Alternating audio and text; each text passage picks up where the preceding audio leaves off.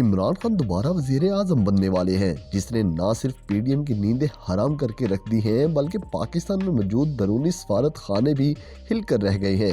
سفارت خانوں میں عمران خان پھر سے گونجنے لگے ہیں۔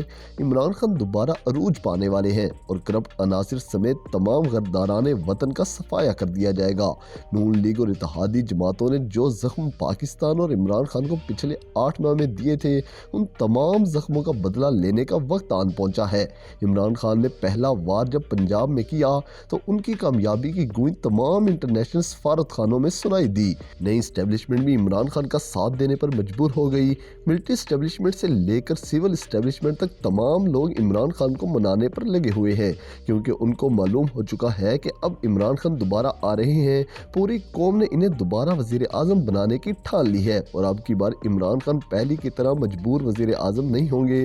عمران خان اب ایک پاورفل اور با اختیار وزیر اعظم بننے والے ہیں، جن کی پشت پناہی پر عوامی طاقت ہوگی، نہ کہ مقتدر حلقوں کی طاقت ہوگی۔ اور اب کی بار وہ مقتدر حلقوں سے ہدایات بھی نہیں لینے والے، اب تمام فیصلے وہ اپنی مرضی سے کریں گے۔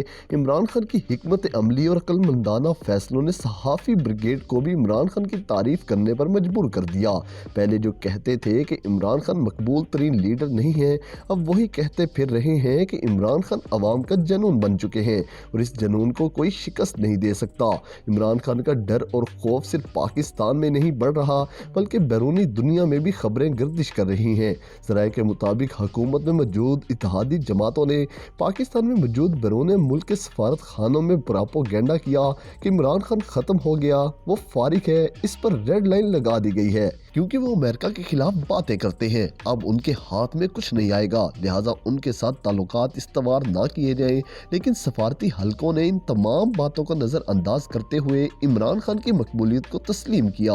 انہوں نے پی ڈی ایم کو جواب دیا کہ جس لیڈر کے پاس ہر حلقے میں 60% سے زائد ووٹ ہوں، وہ فارغ نہیں بلکہ مستقبل کا وزیر اعظم ہوتے ہیں۔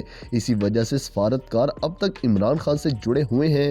انہوں نے اپنے ممالک میں یہ پیغام پہنچا دیا ہے کہ عمران خان دوبارہ آ رہے ہیں۔ عمران خان آئیں بھی کیوں نہ، جو شخص اپنی قوم کی ہر چھوٹی بڑی بات کا بدلہ سود سمیت لیتے ہوں، اس کا عروج ایک اٹل حقیقت بن جاتا ہے۔ پنجاب اسمبلی میں کامیابی حاصل کرنے کے بعد عمران خان نے سوشل میڈیا کا رخ کیا اور اپنی وکٹری پکچر پوسٹ کی اور ساتھ لکھا، انہیں اس وقت گھیر کر وار کرو جب وہ سمجھیں کہ آپ شکست کھا چکے ہیں۔ ٹویٹر اور فیس بک پر انہوں نے ایک ہی پوز میں تصویریں پوسٹ کرتے ہوئے اوپر مختلف کیپشن دی۔ انہوں نے لکھا کہ مستقل مزاجی ایک طاقت ہے۔ دوسری کیپشن میں انہوں نے لکھا check meat them.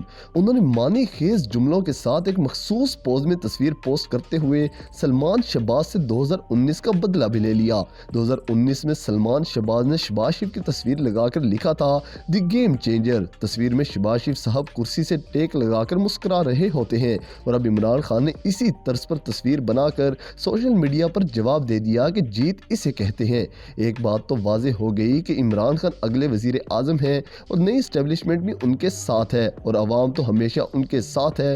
Imran Khan نے پارٹی ٹکٹ کے لیے اسٹریٹجی بھی بدل دی ہے۔ عمران خان نے اس بار ٹکٹ صرف تعلیمی یافتہ قیادت کو دینے کا فیصلہ کیا ہے۔ اس کا ثبوت دیتے ہوئے انہوں نے قاسم علی شاہ کو ٹکٹ دینے کا فیصلہ کر لیا، جس سے واضح ہو جاتا ہے کہ باقی پارٹیز کے برعکس اب تعلیمی یافتہ قیادت سامنے لائی جائے گی تاکہ حقیقی معنوں میں عوام کی نمائندگی کی جا سکے۔ اس نے نون لیگ کو مزید پریشان کر دیا ہے۔ نون لیگ میں تعلیمی یافتہ قیادت کا فقدان ہے اور کوئی باشعور شخص نون لیگ کے ٹکٹ کو ترجیح نہیں دے رہا۔ اب ہوگا اصل کرپٹ عناصر کا صفایا۔